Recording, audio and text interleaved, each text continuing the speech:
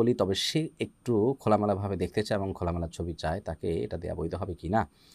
বোন, এ বিষয়ে উত্তর হলো যে, স্বামী-স্ত্রী একে অন্য দ্বারা উপকৃত হতে পারবেন এবং একে অন্যের শরীরের যেকোনো অংশ থেকেই আ তারা আপনার তাদের যে জৈবিক চাহিদা আছে সেটা পূরণ করতে পারেন, সেটা দেখার মাধ্যমে হতে পারে।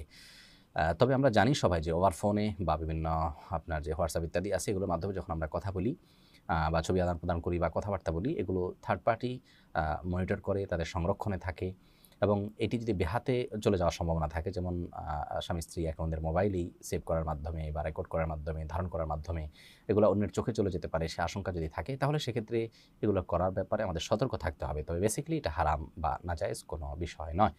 বিশেষ করে স্বামীর চরিত্রকে হেফাজত করবার জন্য এবং তার যে চাহিদা, যৌন চাহিদা আছে সেটা স্ত্রীর হতে পারে।